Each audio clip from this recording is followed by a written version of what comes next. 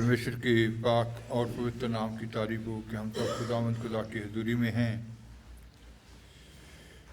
तो जब हम अपने इर्द गिर्द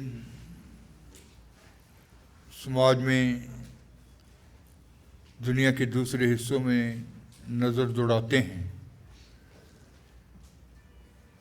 तो ये पाते हैं कि कितने लोग दुख के बीच कल्प रहे हैं। अलग अलग किस्म की बीमारियां जो संसार के बीच में कार्य कर रही हैं। कितने लोग बीमारियों की वजह से ही इस संसार से चले जाते हैं। तो क्या ये खुदा की इच्छा थी कि इंसान अलग अलग किस्म की बीमारियां से जूझता हुआ या बीमारी में संघर्ष करता हुआ इस संसार से कूच करे? क्या ये खुदा की इच्छा थी कि इंसान बूढ़ा हो जाए और फिर मर जाए? जब हम परमेश्वर के पाक कलाम से पढ़ते हैं तो खुदा की इच्छा ये नहीं थी। खुदा ने जब इंसान को बनाया था, संपूर्ण बनाया था, खुदा ने जब इंसान को बनाया था तो उसने बनाकर कहा था कि सब अच्छा है।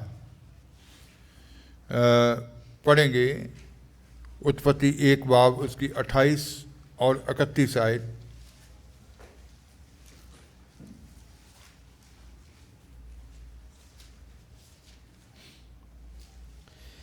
परमेश्वर ने ਉਹਨਾਂ ਨੂੰ ਅਸੀਸ ਦਿੱਤੀ ਅਤੇ परमेश्वर ने ਉਹਨਾਂ ਨੂੰ ਆਖਿਆ कि फलो और ਵਧੋ और ਧਰਤੀ ਨੂੰ ਭਰ ਦਿਓ ਅਤੇ ਉਹਨੂੰ ਆਪਣੇ ਵਸ ਵਿੱਚ ਕਰੋ ਅਤੇ ਸਮੁੰਦਰ ਦੀਆਂ ਮੱਛੀਆਂ ਉੱਤੇ ਔਰ ਆਕਾਸ਼ ਦੀਆਂ ਪੰਛੀਆਂ ਉੱਤੇ ਔਰ ਸਾਰੇ ਧਰਤੀ ਪਰ ਕਿਸਰਨ ਵਾਲਿਆਂ ਜੀਆਂ ਉੱਤੇ ਰਾਜ ਕਰੋ। ਉਪਰੰਤ परमेश्वर ने ਸਰਬੱਤ ਨੂੰ ਜਿਹਨੂੰ ਉਸਨੇ ਬਣਾਇਆ ਸੀ ਡਿੱਠਾ ਅਤੇ ਵੇਖੋ ਉਹ ਬਹੁਤ ਹੀ ਚੰਗਾ ਸੀ। ਸੋ ਸਾਂਝ ਤੇ ਸਵੇਰ 6ਵਾਂ ਦਿਨ ਹੋਇਆ। और परमेश्वर ने उनको आशीष दी। परमेश्वर ने आदम को बनाकर, आदम को हवा को बनाकर उनको क्या दी? आशीष दी। उस जोड़े को आशीष दी और उनसे कहा फूलो फलो और फिर उनसे कहा कि फूलो फलो और पृथ्वी में बढ़ जाओ, पृथ्वी में बढ़ जाओ और उसको अपने वश में कर लो, उसको अपने वश में कर लो और समुद्र की मछलियों तथा आकाश के पक्षियों और पृथ्वी पर रेंगने वाले सब जंतुओं पर अधिकार रखो। के ऊपर, काश के पक्षियों के ऊपर और सब रेंगने वालों के ऊपर क्या करें? राज करें, अधिकार रखें। तब परमेश्वर ने जो कुछ बनाया था सबको देखा तो क्या देखा कि वह बहुत ही अच्छा है। जो कुछ भी बनाया, बनाकर देखा और क्या देखा कि सब बहुत ही अच्छा है। जब हम व्यवस्था विवरण 32 बाब उसकी 4 आयत, नीति वचन 22 बाब उसकी 10 आयत पढ़ते हैं तो वहां भी लिखा है व्यवस्था विवरण 32 बाब उसकी 4 आयत। ਉਹ ਚਟਾਨ ਹੈ, ਉਹਦੀ ਕਰਨੀ ਪੂਰੀ ਹੈ, ਕਿਉਂ ਜੋ ਉਸਦੇ ਸਾਰੇ ਮਾਰਗ ਨਿਉਂ ਦੇ ਹਨ। ਉਹ ਸੱਚਾਈ ਦਾ ਪਰਮੇਸ਼ਵਰ ਹੈ, ਉਸ ਵਿੱਚ ਬੁਰਾਈ ਹੈ ਨਹੀਂ। ਉਹ ਧਰਮੀ ਅਤੇ ਸੱਚਿਆਰ ਹੈ। वह चट्टान है, उसका काम खरा है। वह चट्टान है, उसकी करनी पूरी है, उसका काम खरा है। उसकी करनी जो कुछ भी वह करता है, क्या करता है? पूरा पूरा करता है, संपूर्ण। फिर 22 की 10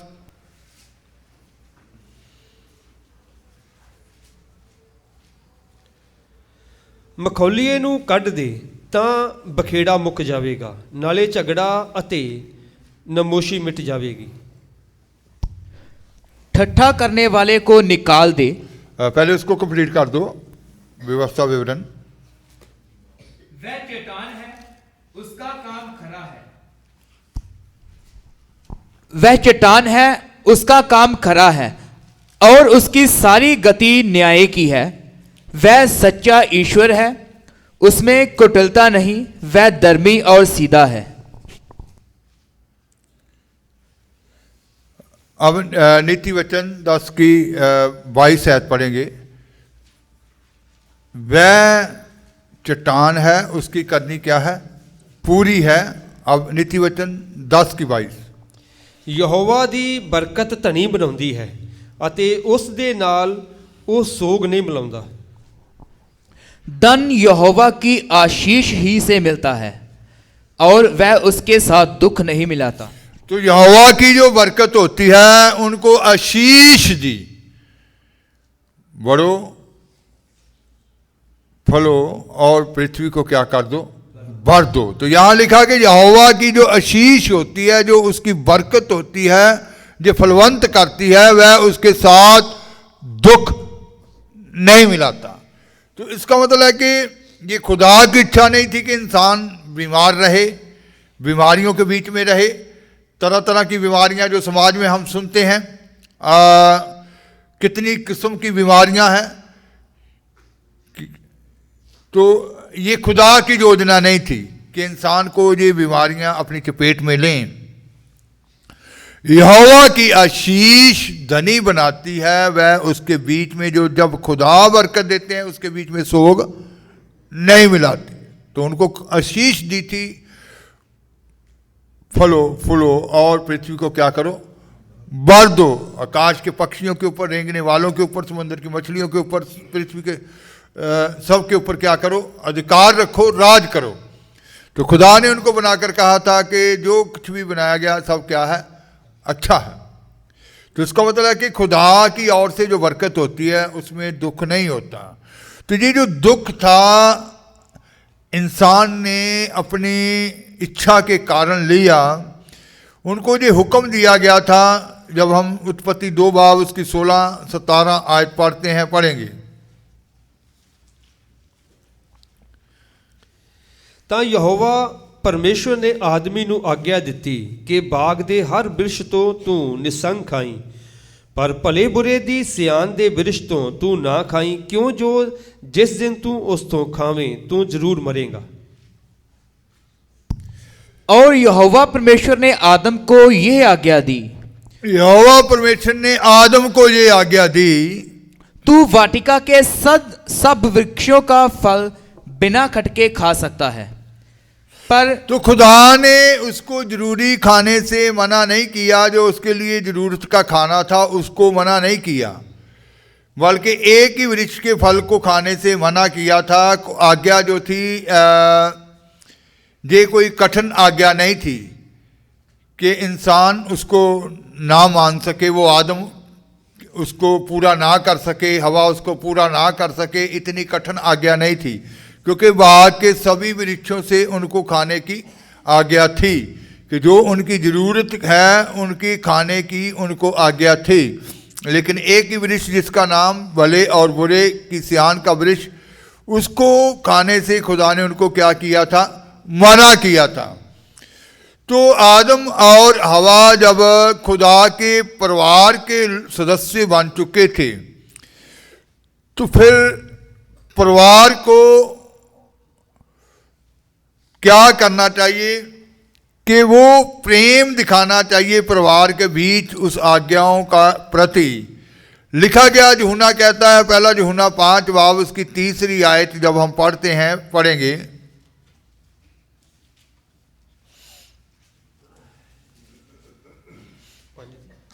3 है। ਕਿਉਂ ਜੋ ਪਰਮੇਸ਼ਵਰ ਦਾ ਪ੍ਰੇਮ ਇਹ ਹੈ, ਭਾਈ ਅਸੀਂ ਉਹਦੇ ਹੁਕਮਾਂ ਦੀ ਪਾਲਣਾ ਕਰੀਏ ਅਤੇ ਉਹਦੇ ਹੁਕਮ ਔਖੇ ਨਹੀਂ ਹਨ।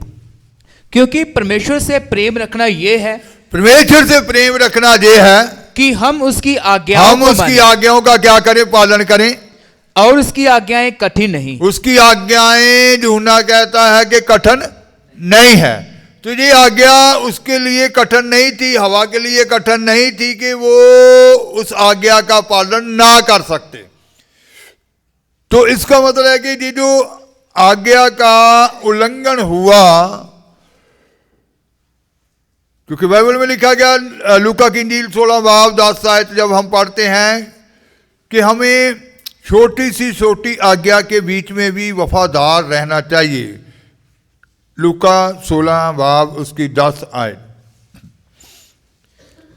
ਜੋ ਥੋੜੇ ਤੋਂ ਥੋੜੇ ਵਿੱਚ ਦਿਆਂਤਦਾਰ ਹੈ ਸੋ ਬਹੁਤ ਵਿੱਚ ਵੀ ਦਿਆਂਤਦਾਰ ਹੈ, ਅਤੇ ਜੋ ਥੋੜੇ ਤੋਂ ਥੋੜੇ ਵਿੱਚ ਬੇਈਮਾਨ ਹੈ ਸੋ ਬਹੁਤ ਵਿੱਚ ਵੀ ਬੇਈਮਾਨ ਹੈ।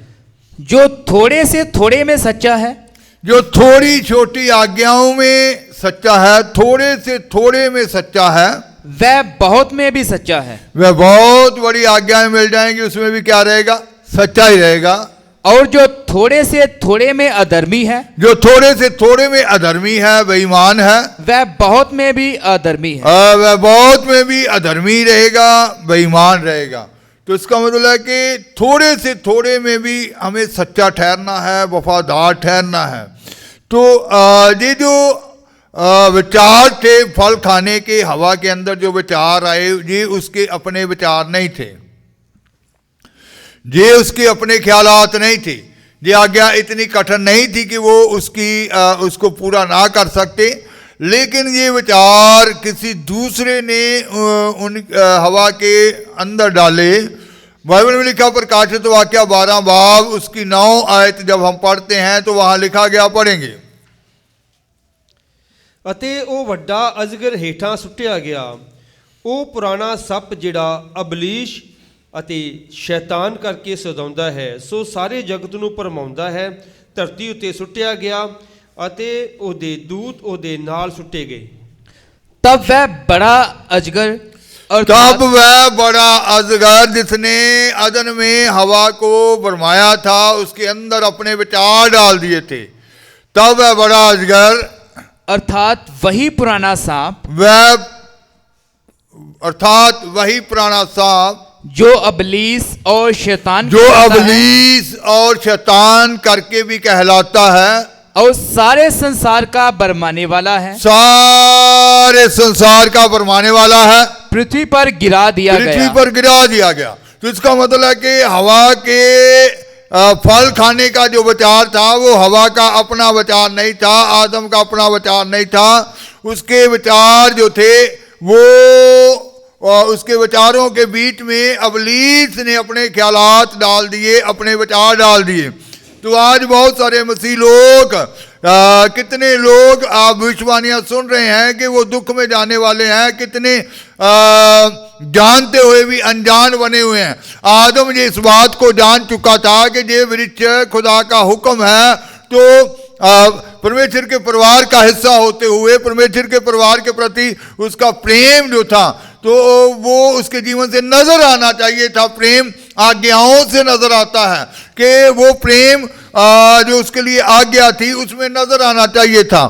तो आज हमें भी, अगर हम खुदा से प्रेम करते हैं, बहुत सारे मसीह लोग होते हैं दूसरों की बात, अपनी उनके विचार नहीं होते, कई बार दूसरों के विचार उनकी बातों में मिक्स हो जाते हैं, तो वो खुदा के कलाम को नहीं देखते कि खुदा ने हमें क्या हुक्म दिया है। वो दूसरों की बातों को अपने जीवन में ले लेते हैं, जिससे वो गुनाह कर बैठते हैं।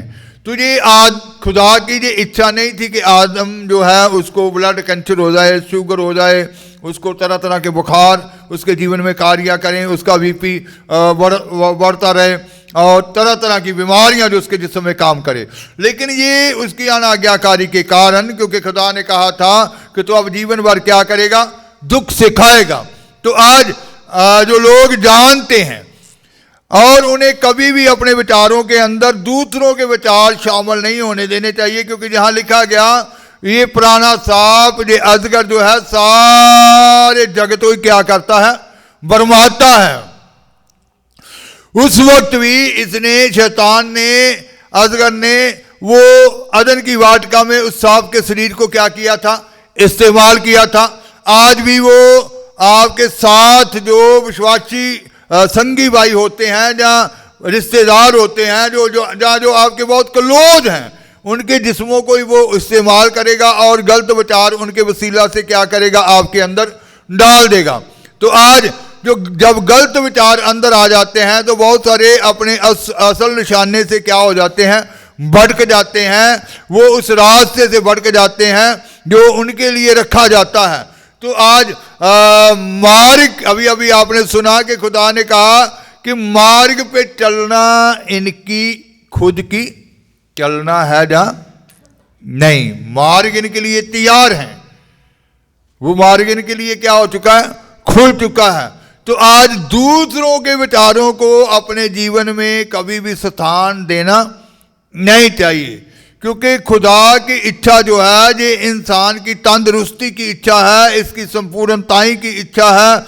और सबसे बड़ी बरकत जो होती है ये तंदुरुस्ती होती है कि इंसान सारी उम्र तंदुरुस्त रहे, बीमारी कभी उसके जिस्म के नज़दीक बनाए। तो ये भी एक बहुत बड़ी बरकत है। कितने पैसे वाले आप देखते हैं कि जिनके पास पैसा तो बहुत है, लेकिन अलग अलग बीमारियों ने उनको घेरा हुआ है। वो अच्छा खा नहीं सकते, गाड़ियों की सहूलत ले नहीं सकते। डॉक्टर कहते हैं इतने किलोमीटर सैर करनी पड़ेगी, शाम को भी सैर करनी पड़ेगी, सुबह भी सैर करनी पड़ेगी। इसका मतलब है कि जो तंदुरुस्ती होती है ये सबसे बड़ी बरकत होती है। तो खुदा आपको हमेशा तंदुरुस्त रखना चाहते हैं। ये खुदा की इच्छा नहीं है कि खुदा के लोगों के जिस्म में ये बीमारी कार्य करे। तो आज जो खुदा की आज्ञाएं हैं उनकी और ही ध्यान लगाना है कि आपके लिए खुदा की क्या आज्ञाएं हैं, आप क्या सुनते हैं, आपको कौन सा वचन से खुदा बात करते हैं, आपके लिए कौन सा वचन है खुदा का। तो उन वचनों को, उन आज्ञाओं को अपने जीवन में लें, दूसरों की बातों की और कभी भी ध्यान ना लगाएं जो उन आज्ञाओं का उल्लंघन करवाती हैं। पुराने अजगर ने, उस सांप ने आज्ञा का उल्लंघन करवाया तो खुदा ने ये तो नहीं कहा कि चलो इसका कोई कसूर नहीं है, इससे पाप करवाया गया है। सजा तीनों को मिली कि नहीं मिली? है ना? आदम को भी मिली कि तूने अपनी तीवी की बात सुनी, औरत को भी मिली कि तूने उस सांप की बात को क्या किया, सुना। सांप को भी सजा मिली कि नहीं मिली कि तू जिंदगी भर क्या करेगा, पेट के भर चलेगा और मिट्टी खाएगा। तो इसका मतलब है कि आज जो आप के साथ वचन के उल्ट बात करते हैं, खुदा की इच्छा के विरुद्ध बात करते हैं, तो इसका मतलब है कि अगर आप उनकी सुनते हैं तो फिर आपका ही गुनाह माना जाएगा। आप ये नहीं कह सकते कि उसने मेरे को ये कहा था, उसके कारण मैंने ये गलती कर दी है। तो अपनी चौकसी जो है आपने खुद करनी है। अपने खुदा की ओर देखना है, खुदा के कलाम की ओर देखना है, अपने निशाने की ओर देखना है। खुदा और खुदा का रूह जो आपसे चाहते हैं वही करो, क्योंकि ये जो समय शुरू हो चुका है रूह के चलाया चलने का ही समय है, खुदा की इच्छा में चलने का समय है। कई बार अक्सर कह देते हैं कि मैं उसके कारण गलती हो गई, अगर मैं कहा उसका कहना नहीं मानता या मानती तो उसने मेरे से क्या हो जाना था, नाराज हो जाना था। अक्सर कुछ लोग ऐसे भी बोल देते हैं। आपके अंदर मान लीजिए डर है कि उसने नाराज हो जाना था, तो गुनाह खुदा के वचन के विरुद्ध, खुदा के हुक्म के विरुद्ध किससे हुआ? आपसे हुआ। आपने उसको तो नाराज नहीं किया, लेकिन खुदा के वचन की क्या कर दी? उल्लंघना कर दी। तो इसी रीति से जैसे शुरू से ही खुदा की ये इच्छा नहीं थी कि इंसान बीमारी के बीच में जाए, दुख के बीच में जाए, आज भी खुदा की इच्छा नहीं है कि उसके लोग दुख के बीच में जाएं, उसके लोग परेशानियों के बीच में जाएं, उसके लोग बीमारी के कारण या दुख के कारण अपने अंदर की सफाई करें। क्योंकि भविष्यवाणियों के द्वारा आप सुन चुके हैं कि आग ही मैल को क्या करती है? बाहर। सोना जो होता है, सोने के अंदर से मैल किससे बाहर आती है? आग से। चांदी से मैल कैसे बाहर आती है? आग से। तो इसका मतलब है कि आप सुनते जरूर आए हैं कि आग आएगी और जिनके अंदर मैल होगी, मिलावट होगी, वो आग उनके अंदर से मैल को, मिलावट को क्या करेगी? बाहर करेगी। तो दुख खुदा की इच्छा नहीं है। खुदा चाहते हैं कि पहले से ही अपने अंदर से उस मिलावट को, उस मैल को अपने अंदर से इंसान क्या करे? बाहर कर दे। तो ये जो अनुग्रह का समय है, खुदा हमें उस अनुग्रह के समय को व्यर्थ नहीं जाने देना चाहिए और अपने अपने जीवनों के ऊपर गौर करना चाहिए। कोई भी हो जो हमें खुदा की इच्छा के विरुद्ध में लेकर जाता है, उसकी बातों की ओर ध्यान नहीं देना चाहिए, बल्कि खुदा के कलाम को ही, खुदा के पाक रूह को ही अपने जीवन में स्थान देना चाहिए। आंखें बंद करेंगे दुआ की याद में।